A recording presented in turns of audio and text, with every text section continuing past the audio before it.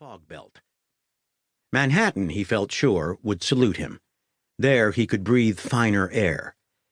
He expected to be smartly quoted all over town, and when he tossed out a bon mot, his New York listeners wouldn't miss a beat. Nor would anyone complain, "What's that supposed to mean?"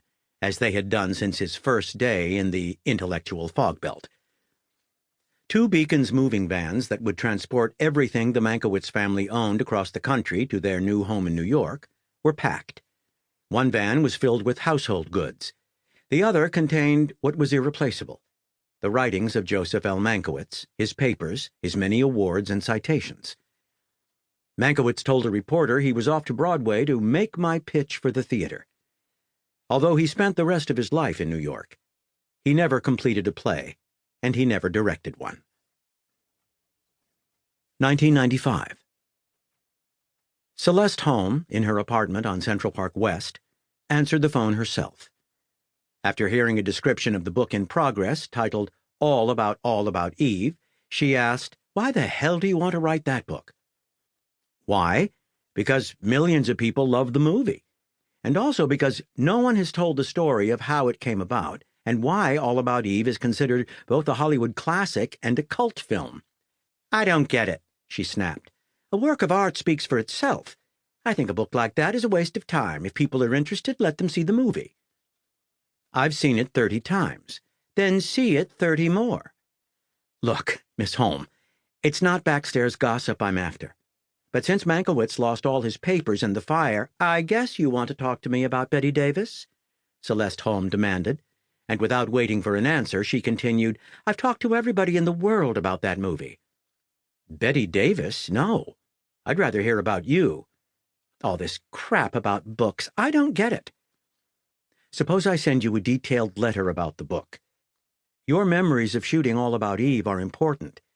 "Well, maybe, I don't know. Goodbye." She never answered the letter. 1996. Told about the unproductive phone conversation with Celeste Holm, Kenneth Geist, Joseph L. Mankiewicz's biographer, remarked, "When you're the last Mankiewicz survivor in New York, you've probably had enough." 1976. "I'm not a dinosaur, you know," harumphed Celeste Holm, when a reporter in Los Angeles asked her if All About Eve is the movie people best remember her for. "Oh, didn't you see Tom Sawyer last year?" she scolded. "I played Aunt Polly. That was a hit, too. Actually, I can tell a lot about somebody just from the movie of mine he mentions first. If you like All About Eve so much, probably means you're a Bette Davis nut, a late-show freak.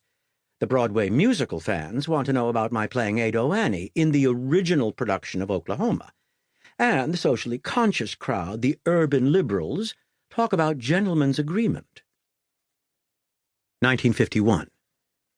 Volumes of plays: Ibsen, Oscar Wilde, Kaufman and Hart, Rostand, Molière, Beaumont and Fletcher, even Clyde Fitch and old melodramas, all of these crackled in the fire as if this were Berlin in 1933.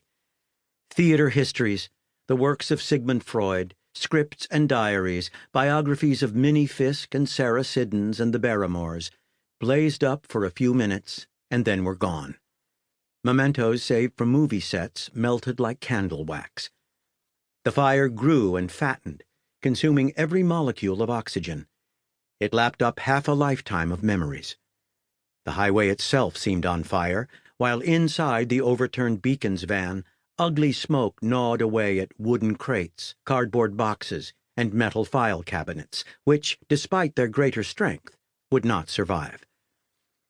A distant siren started up as photographs of Bette Davis charred in the flames like bacon strips. Nearby, a carton flared, and that was the end of letters covering several decades, to and from Joe Mankiewicz and his brother Herman, their sister, their parents, wives, nieces, and nephews, and telegrams to them from half of Hollywood.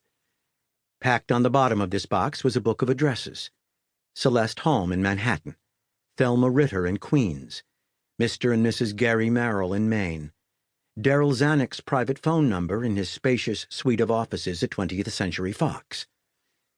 When the call came, Joe Mankiewicz must have felt that the grandest era of his life had perished.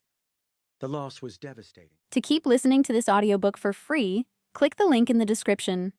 It will take you to a free Audible trial where you can listen to this and many other books for free for 30 days.